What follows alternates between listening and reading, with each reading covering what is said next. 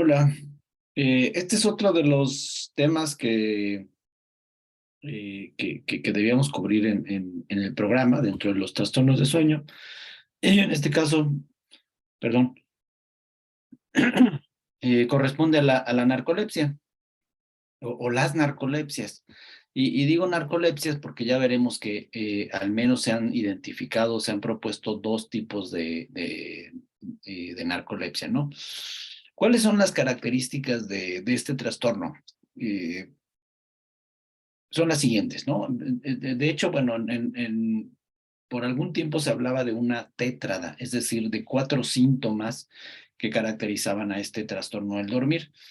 Pero hay uno que está presente en todas las personas con narcolepsia, que si no está, pues eso no es narcolepsia, que es la somnolencia excesiva diurna, que es una necesidad irresistible, irreprimible por dormir, ¿no? Lo que ocurre con las personas con narcolepsia es que, pues habiendo despertado pocos minutos después o poco tiempo después de haber despertado por la mañana, empiezan a sentir de manera muy rápida mucho sueño, ¿no?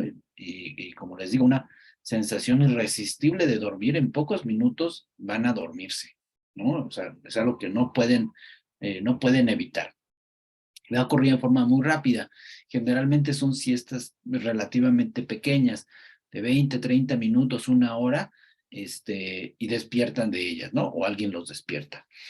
Y cuando despiertan lo sienten como un periodo, pues, pues, muy reparador, ¿no? La siesta es muy refrescante, muy reparadora.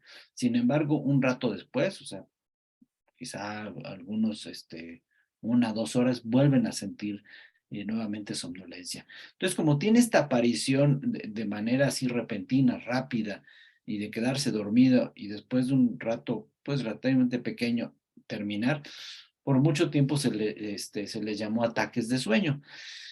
Eh, eh, no conviene quedarse con la idea de que son así todos, porque hay personas que no lo experimentan como ataque, ¿no? Sino que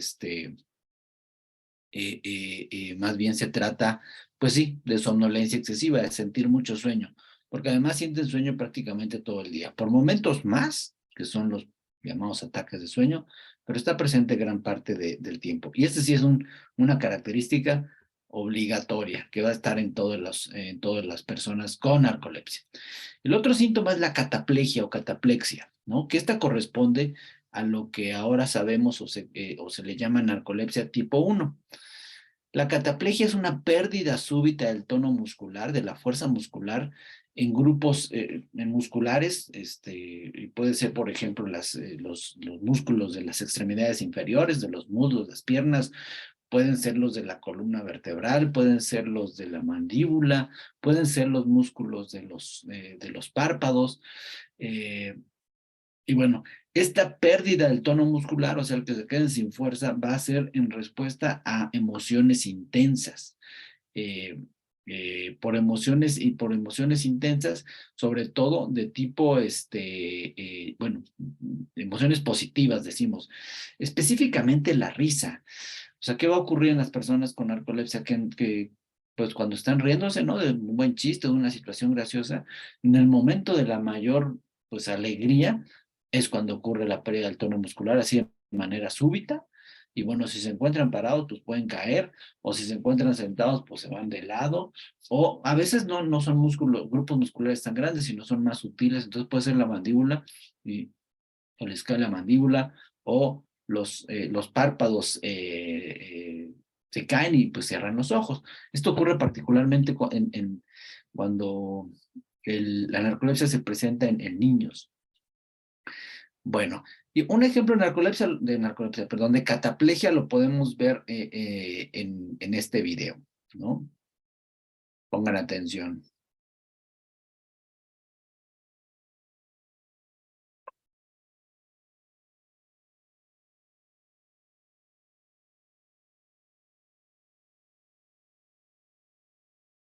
Bueno, como pueden ver, pues el profesor pues de dirección que está con la alumna, pues con la música seguramente experimenta un gran júbilo, una gran emoción intensa, y pues en ese momento viene la pérdida súbita del tono muscular de las piernas y cae. No se duerme, está despierto, de hecho. Digamos, en el suelo, en el piso, pues duran unos cuantos minutos para que vuelvan a recuperar el tono muscular y ya se levantan. Entonces, esto está presente en el 80% de las personas con narcolepsia, es decir, esto ya nos indica que la narcolepsia tipo 1, que es la que incluye cataplegia, pues es la más frecuente.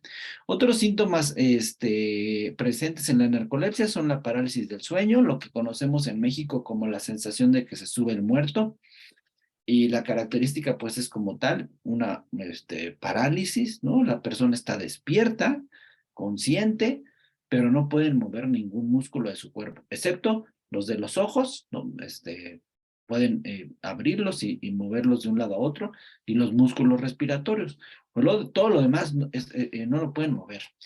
Y bueno, además se acompaña con frecuencia la parálisis del sueño, y en este caso con un síntoma adicional de la narcolepsia, de alucinaciones hipnagógicas, que son las que ocurren cuando pasamos de estar despierto a comenzar a dormir, ¿no? En esa transición. La parálisis del sueño también ocurre en esa transición, ¿no? Entre pasar de despierto a dormido o de estar dormido y despertar, ¿no? En esa transición son las hipnopómpicas, ¿no? Alucinaciones hipnopómpicas de cuando pasa uno de estar dormido a estar despierto.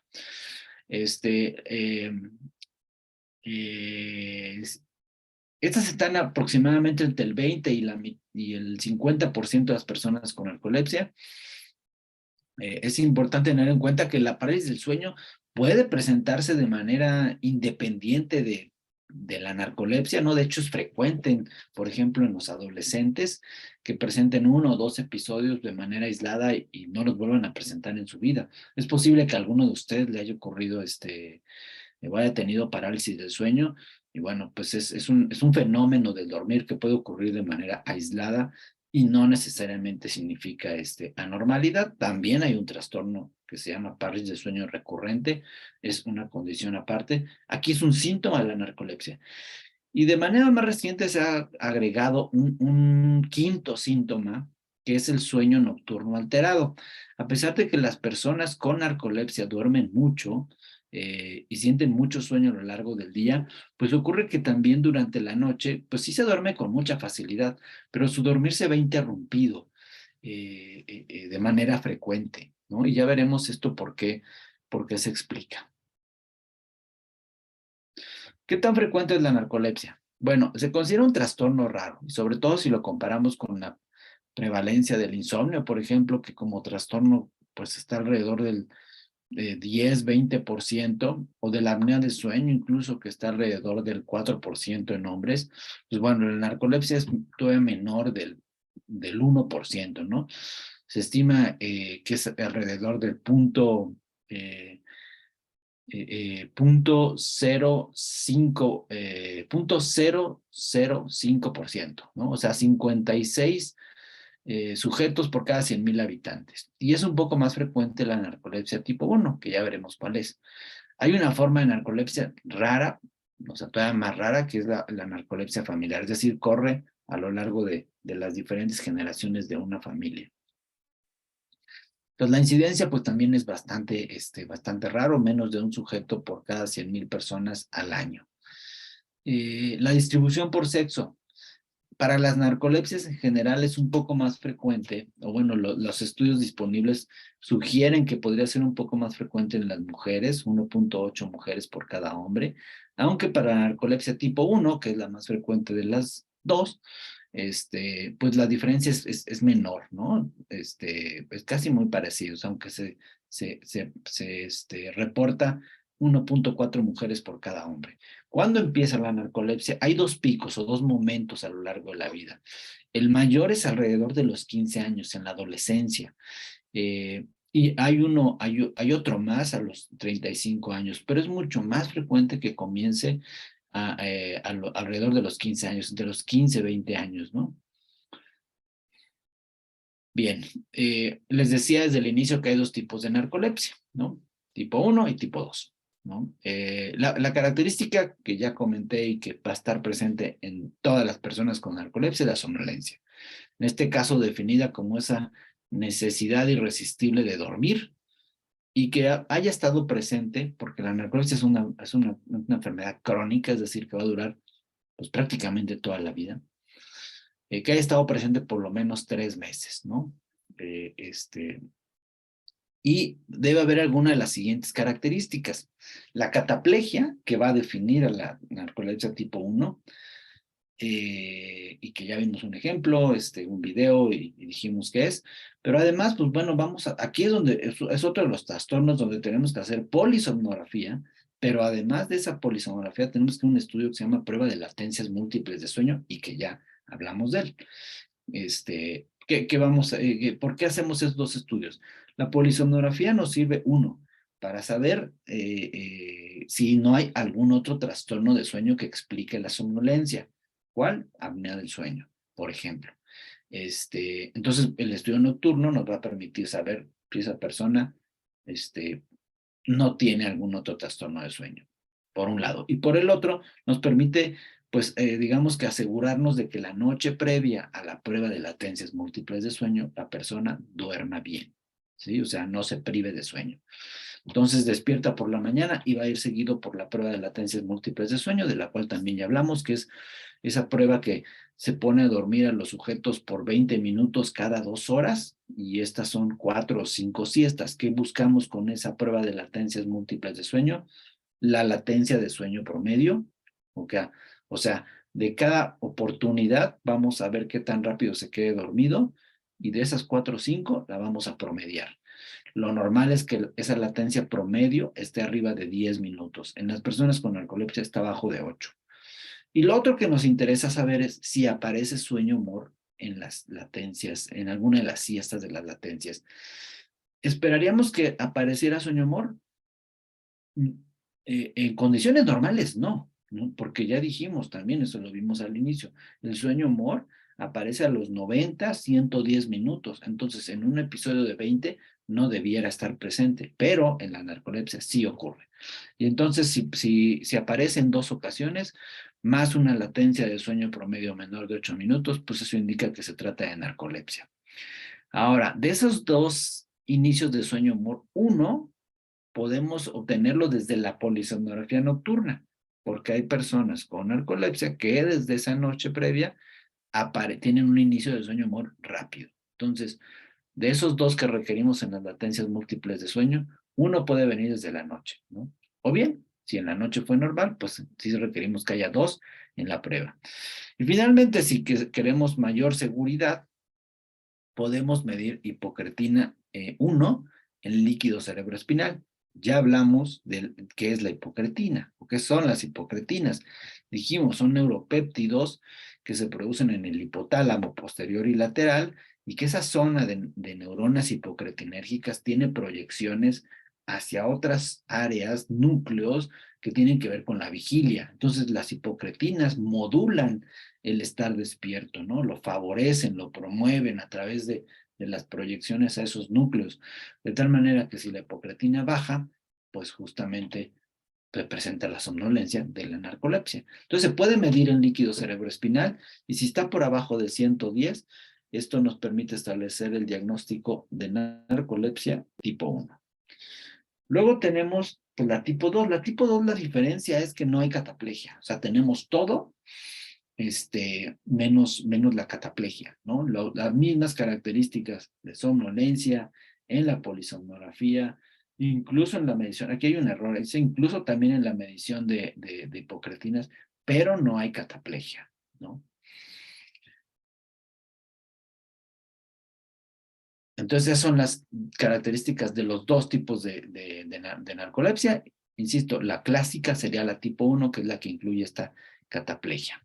¿Cuáles son las causas de la narcolepsia? Bueno, está plenamente identificado que en las personas con narcolepsia se pierden o mueren o se destruyen las neuronas hipocretinérgicas, las que producen hipocretina. Por eso es que lo medimos, o bueno, se puede medir para establecer el diagnóstico. Pero lo que no se sabe es cómo es que se destruyen, o sea, que elimina estas neuronas hipocretinérgicas? Bueno, hay varios factores. Uno de ellos es el genético. En cuanto al genético, hay que comentar pues que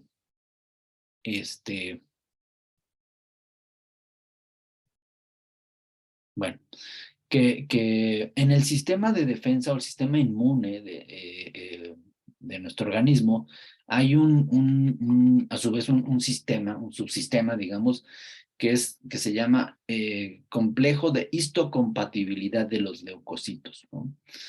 Este sistema se encarga de producir anticuerpos, ¿no? O sustancias que van a actuar contra agentes externos, virus, bacterias, alergenos o sustancias extrañas que ingresen al organismo. Bien, y este sistema de defensa, este sistema inmune, el complejo de histocompatibilidad de los leucocitos, está determinado genéticamente. O sea, cada quien tiene un sistema de este tipo único, y hay un subtipo de HLA, de antígeno histocompatibilidad de los leucocitos, el DQB1 asterisco 0602, que es más frecuente en las personas con narcolepsia. O sea, tienen esta característica en su sistema inmune. De hecho, el 98% de las personas con narcolepsia tipo 1 tienen este haplotipo, se llama, el HLA-DQB10602. En la narcolepsia tipo 2, la mitad de ellos. Pero no es específico de la narcolepsia. Personas sin narcolepsia pueden tener este haplotipo. Claro, eso los coloca en más riesgo de tener este trastorno de sueño, ¿no? Entonces, tienen una particularidad en su sistema de defensa. El riesgo en la descendencia, digo, no es una enfermedad genética, pero sí hay un mayor riesgo, es del 1%, ¿sí? Y los estudios en gemelos, o en gemelos sobre todo idénticos, gemelos monocigotos, dado que comparten toda la información genética, nos dan una muy buena idea de si una enfermedad es genética, porque si en una enfermedad genética donde los gemelos, sabiendo que los gemelos comparten toda la información genética, si la tiene un gemelo, la va a tener el otro, ¿no? Y sobre todo en estudios, en aquellos gemelos que, en los estudios de gemelos de adopción, ¿no? Donde un gemelo vive con una familia y el otro con otra familia, pues nos permite estudiar el efecto del ambiente, ¿no? Y el si sigue siendo genético, porque en ambientes distintos, ¿no? Pero la genética esa no cambia. Si hay concordancia, ¿no? Una concordancia del 100%, esa enfermedad es genética. En el caso de la narcolepsia, pues no es así, ¿sí? Hay un 30% de concordancia, lo cual indica pues, que sí hay una participación de genes, pero no explica toda la enfermedad. El otro 70% serían los factores ambientales. Y dentro de los factores ambientales, el más importante o el más, o el mejor identificado y el más sospechoso es el de la participación de alguna infección previa, sobre todo de tipo viral. ¿Por qué? ¿Qué se ha encontrado? Por ejemplo, uno, que los síntomas de la narcolepsia con más frecuencia empiezan en primavera. ¿Eso qué significa? O sea, ¿qué tiene que ver eso con infecciones? Bueno, si alguien empieza en síntomas en primavera, eh, este, bueno, aunque es obvio, pues, tengo que decir, en invierno, que es previo a la primavera, es el periodo en el que incrementan las infecciones respiratorias, ¿no? Particularmente infecciones virales e infecciones bacterianas respiratorias, ¿no? Si hay una infección ahí y hay alguna complicación o alguna secuela de tipo inmune, pues la aparición de síntomas va a ocurrir en pocas semanas después, es decir, ya cuando esté la primavera. Entonces, el que aparezcan en primavera da cierta, o hace sospechar que pueda estar vinculado con infecciones respiratorias en invierno. Y algo que también apoya eso es que las personas con narcolepsia con frecuencia tienen títulos elevados de antiestreptolicinas. Las antiestreptolicinas son sustancias que se producen en respuesta a la infección por estreptococos. Los estreptococos son bacterias que particularmente producen infecciones faríngeas, ¿no?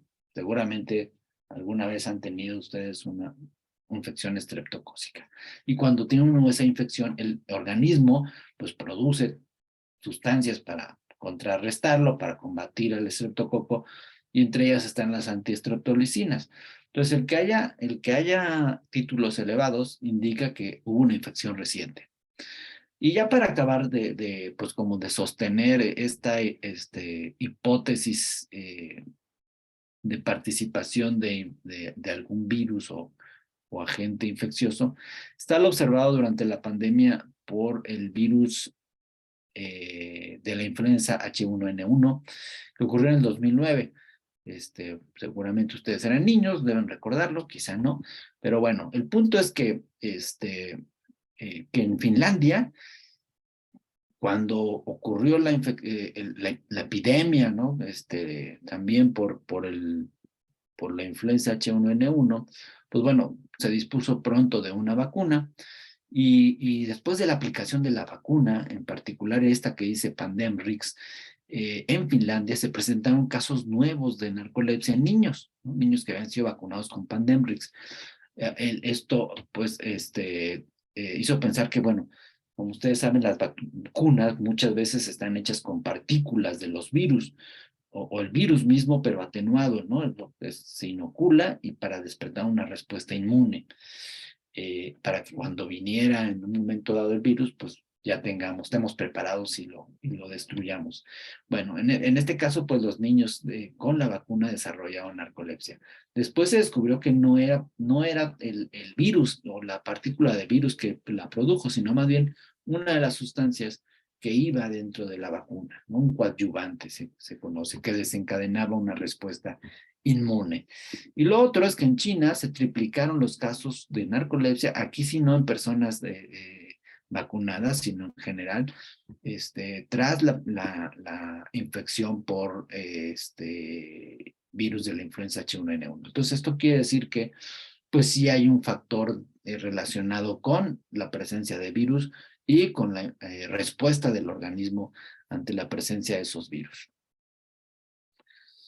Y este es un esquema que trata de ilustrar pues esta hipótesis donde podemos ver un nódulo linfático, que es una estructura del cuerpo donde se producen o se da la respuesta inmune. Entonces ustedes pueden ver, aquí está por ejemplo el agente infeccioso, ¿no? El virus de la influenza H1N1, el estreptococo u otro microbio, a lo mejor hay otro más, no lo sabemos. Y están aquí los anticuerpos CD4, los linfocitos CD4 y CD8, son células del sistema de defensa, y que van a producir anticuerpos, ¿no? Normalmente muchas sustancias no pasan al cerebro, ¿no?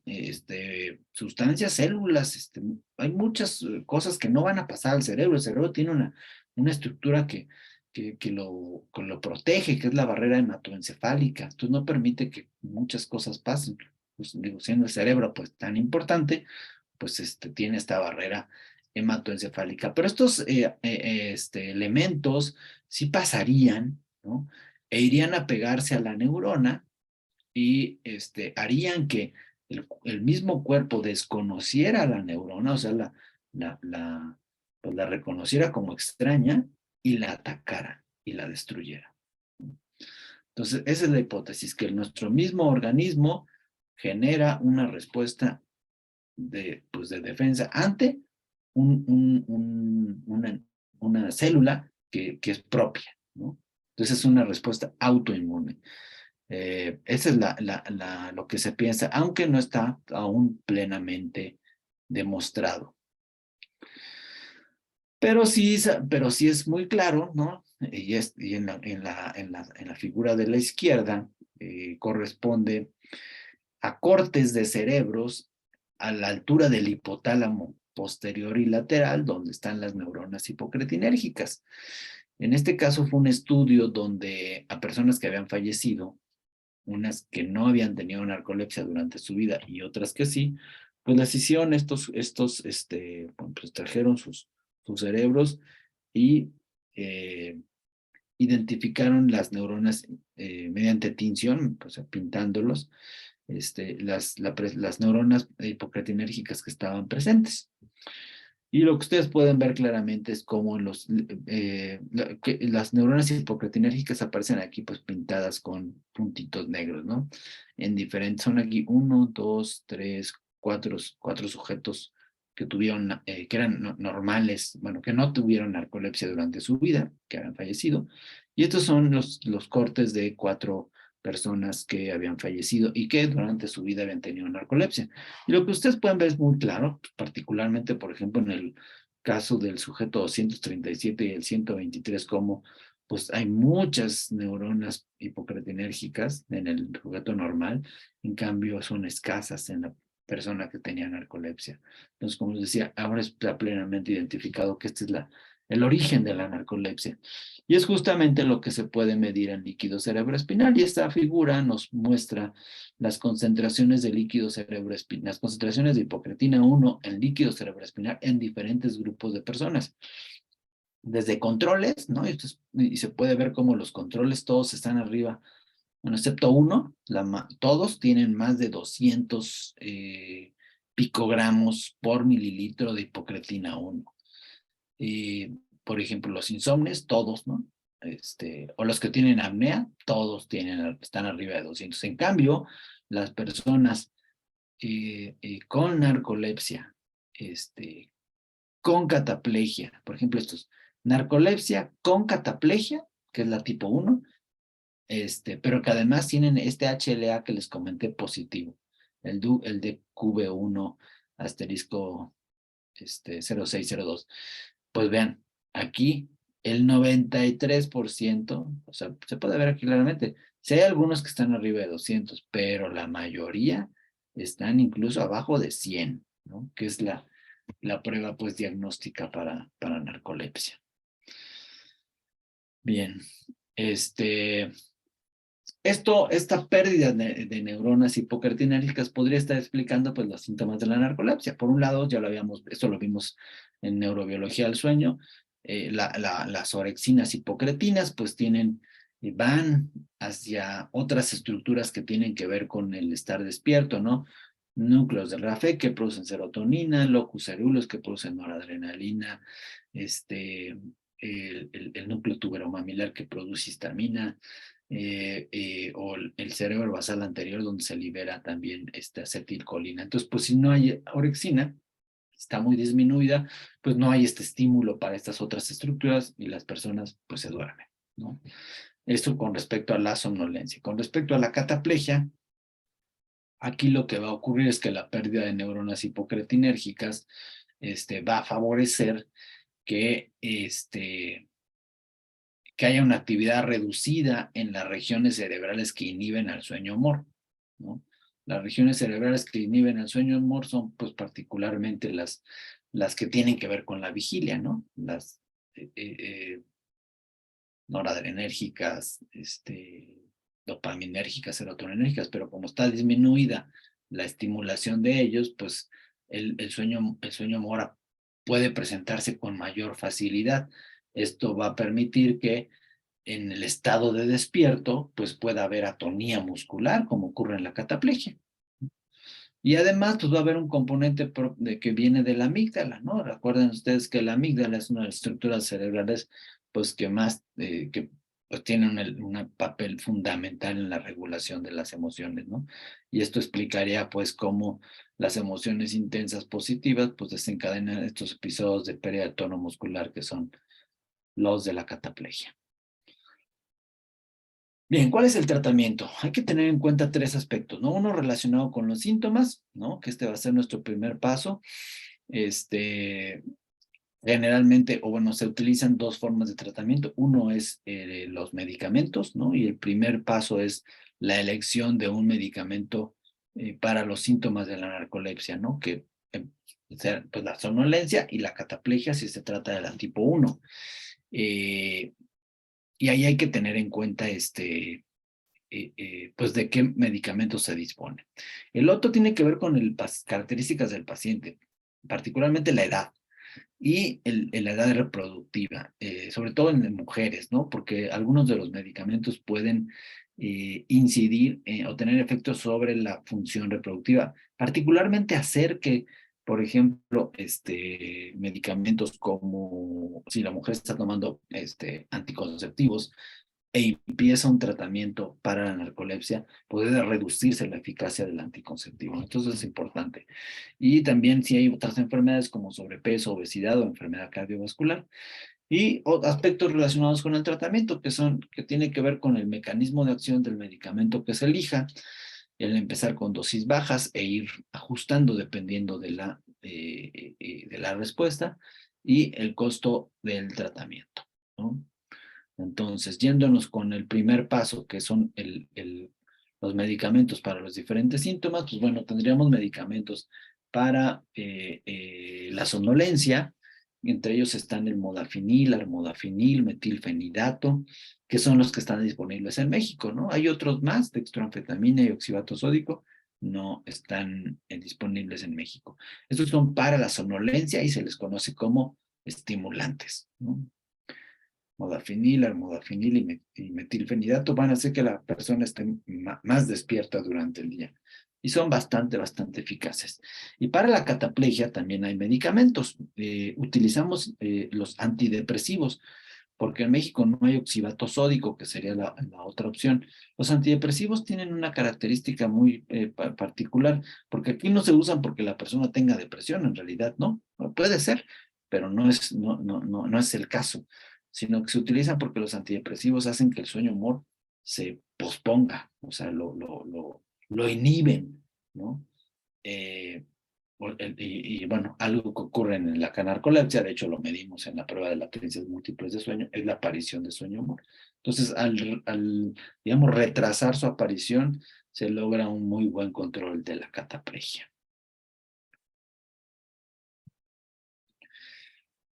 Bien, veamos ya nada más para concluir un caso ilustrativo, ¿no? Esta es una mujer de 17 años, estudiante, que empieza su padecimiento con somnolencia excesiva, se evidenció en su rendimiento escolar. Una chica que estaba estudiando el bachillerato empieza a presentar mucho sueño, le da mucho sueño, se queda dormida en clases, pues esto lo notan los profesores, llega a casa, se vuelve a dormir, entonces no hace las tareas, no estudia, de ser un estudiante, pues incluso con un rendimiento mayor al promedio, pues empieza a bajar mucho su rendimiento. Y finalmente tiene un episodio de cataplegia cuando está sentada en una loma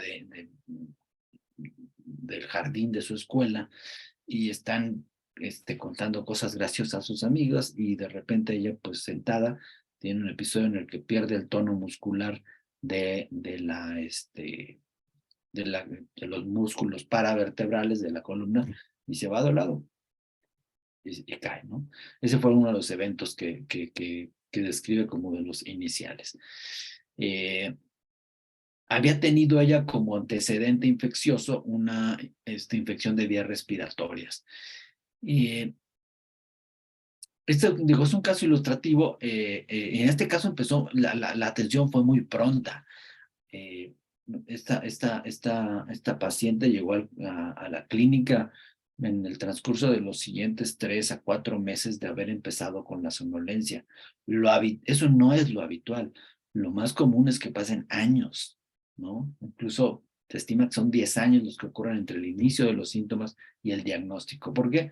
Pues porque pasa porque pues piensan que está deprimido o deprimida la persona, o que simplemente es flojo, etcétera, ¿no? Entonces en eso se pierde mucho tiempo hasta que pues a alguien se le ocurre que puede ser algo distinto. En cuanto a sus características clínicas, pues sale negativa para apnea de sueño por Berlín. El SACS, pues sale de bajo riesgo, por abajo de 3 centímetros.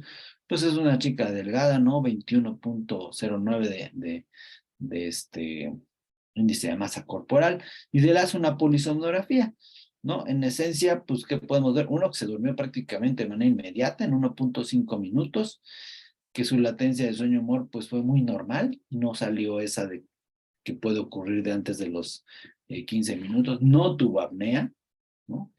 Y luego se hace una prueba de latencias múltiples de sueño, donde la latencia promedio fue de 0.25 minutos. O sea, se duerme en menos de medio minuto. Y tuvo 3 inicios de sueño, ¿no? Esto ya pues, nos permite establecer sin duda pues, el diagnóstico de trastorno por narcolepsia tipo 1. Y esto es lo que quiero mostrarles sobre todo de ese quinto síntoma que es el sueño fragmentado, ¿no? Ustedes pueden ver cómo este es el diario del sueño de esta paciente. Ustedes pueden ver, por ejemplo, en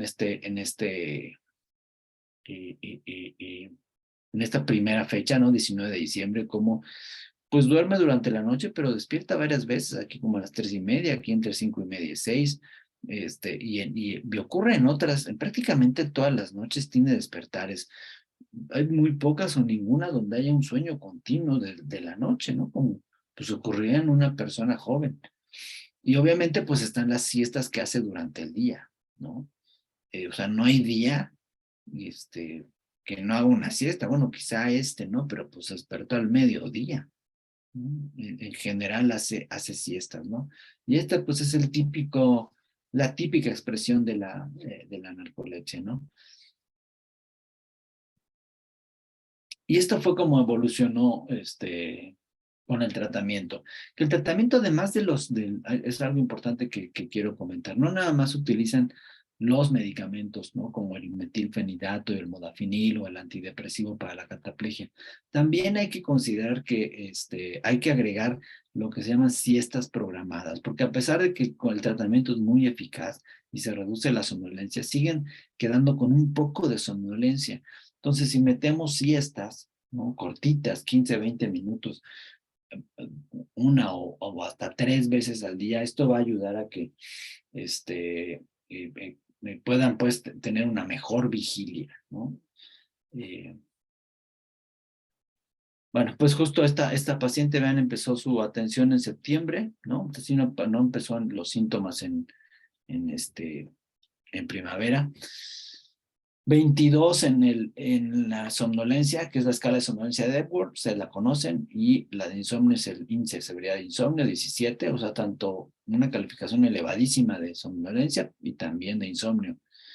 Cuando empieza el tratamiento, ¿no? Al poco tiempo, se reduce a 20, con 100 miligramos, perdón, de 20 se reduce a 10, ¿no? Porque este es cuando empezó. Esta es una siguiente consulta. Se inicia aquí el modafinil, después de que ya se habían hecho los estudios de sueño, porque había que hacerlo sin tratamiento. Baja de 20 a 10, una mejoría muy buena, pero luego vuelve a subir a 15 en somnolencias, y se incrementa la dosis del modafinil, y con eso ha bajado a 11, 9, y más o menos se ha mantenido estable. Se incrementó después a 300 miligramos por día, ¿no? Esto a lo largo pues de aproximadamente un año, ¿no? Y las calificaciones, las últimas que conocimos, son estas de 13 y 11, que es pues una somnolencia, pues, marginal, o sea, no es a lo mejor la que tenemos nosotros, es un poquito mayor, y un poquito de dificultades con el sueño nocturno por el 11 perdón, el 11 es el 13 en somnolencia. O sea, son calificaciones un poquito por arriba de las normales, pero pues que le permiten ser bastante funcional. Esta chica terminó el bachillerato, y está por terminar ya la universidad. Entonces, pues es la diferencia que puede ser el diagnóstico oportuno y el tratamiento, ¿no? Y hace siestas diurnas. Ella hace 1 o 2 siestas, ¿no? Estaba trabajando y estaba haciendo una siesta por la mañana y otra más por la tarde. Entonces, medicamentos, siestas programadas, ¿no? Y el informar a la familia sobre la enfermedad y qué es lo que se espera también va a ser muy importante. Entonces, ya para concluir, bueno, la narcolepsia es un trastorno poco frecuente, pero sí hay que tenerlo en cuenta.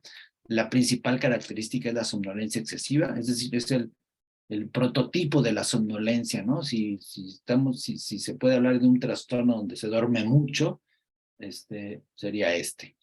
Es de los pocos trastornos donde tenemos clarísimo que la causa es la pérdida de neuronas hipokertinérgicas, aunque no sabemos por qué se pierden. Y su tratamiento incluye tanto el uso de medicamentos como medidas conductuales como las siestas programadas. Muy bien. Estas son algunas de las referencias que se pueden consultar para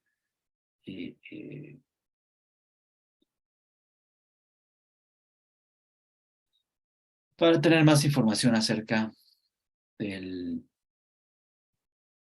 este trastorno. Muy bien. Pues con esto concluiría el tema de narcolepsia. Espero les haya gustado. Y si es así, denle like para una segunda parte. Nos falta un trastorno más, se los envío pronto.